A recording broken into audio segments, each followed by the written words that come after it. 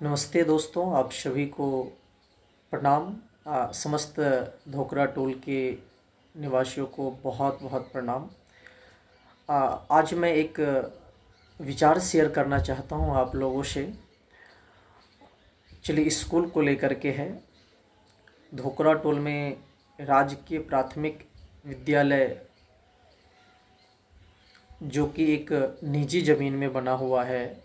निजी ज़मीन में होने की वजह से 1974 के आसपास ये स्कूल बनी और अभी तक 2 रूम बना हुआ था और अभी तक मात्र 2 रूम ही है। जो कि बच्चों को खेलने के लिए कोई प्लेसेस नहीं है वहाँ। जहाँ तक कि उनका स्कूल का अपना ज़मीन नहीं होने की वजह से बच्चों में न तो फिजिकल बेहतर करवा पाते हैं, ना ही सामान रखने का कोई प्लेसेज होता है, क्योंकि मिड डे मील को लेकर के काफ़ी सामान होता है, जो कि एक रूम में सामान व और भी बहुत सारे चीज़ें रखी जाती है। बच्चों को अच्छी शिक्षा नहीं मिल पाती।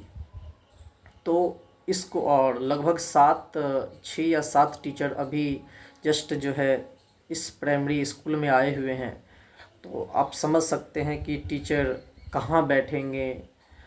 टीचर जो है बच्चों को, अलग अलग क्लास के बच्चों को कहाँ पढ़ाएंगे। तो ये सब बहुत सारी समस्याएं हैं। अब 2 ही रूम है तो समझ सकते हैं कि कितनी समस्याएं होंगी। उसमें मिड डे मील की सामान रखना है, उसमें ऑफिस का सारा वर्क होना है, उसमें बच्चों को पढ़ाना है, उसमें जो है एक क्लास वाइज क्लास बच्चों को बैठाना है। तो सारी असुविधाएं हैं यहाँ स्कूल में।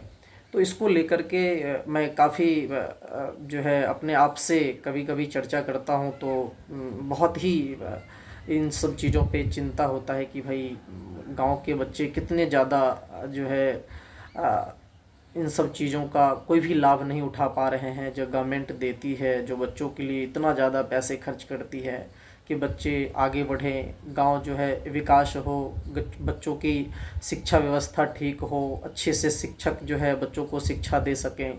लेकिन यहाँ पे सुविधा नहीं होने के कारण सभी शिक्षक एकदम जोश के साथ आते हैं कि हम कहीं भी जाएंगे। अभी नए नए टीचर लोग आए हुए हैं, बहुत ही जोश जुनून में है कि हम बच्चों को अच्छी शिक्षा देंगे। लेकिन यहाँ सुविधा नहीं होने के कारण जो है बच्चे बिल्कुल शिक्षा विहीन क्या कहते हैं, सुविधा विहीन हो जाते हैं।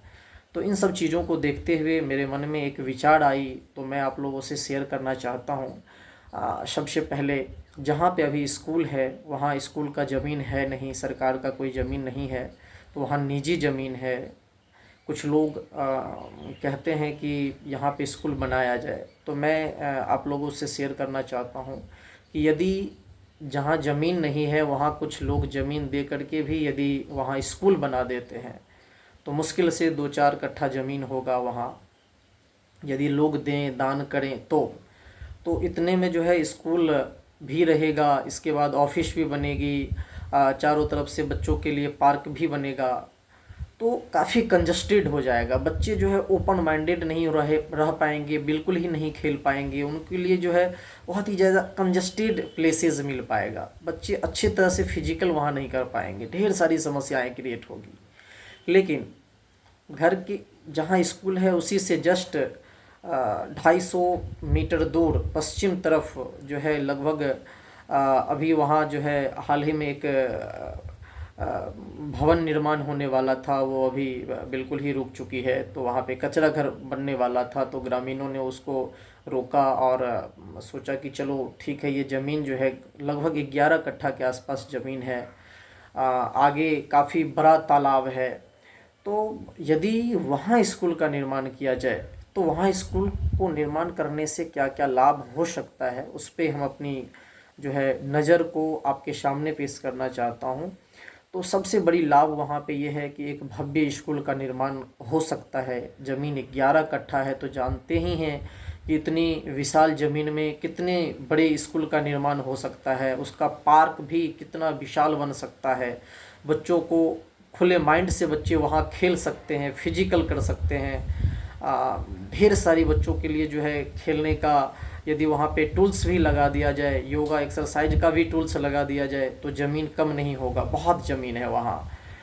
और बच्चे जो है बहुत ही आसानी से वहाँ खेल पाएंगे, बिल्कुल ही फ्री जो है माइंड से खेल पाएंगे वहाँ, क्योंकि वहाँ कंजस्टेड है ही नहीं। दूसरी बात, उसके जस्ट सामने एक तालाब है।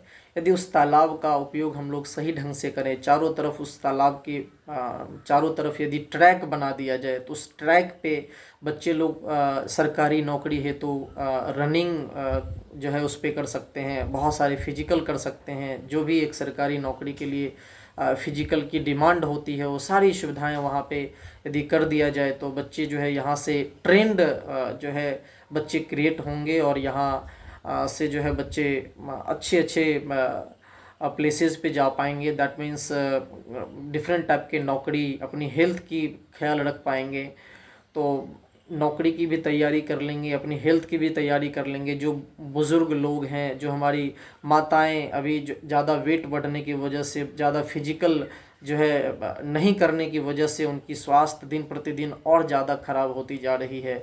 यदि वहाँ एक ट्रैक बन जाता है, तो क्योंकि वातावरण क्रिएट करने से वातावरण बनता है, वातावरण जो है और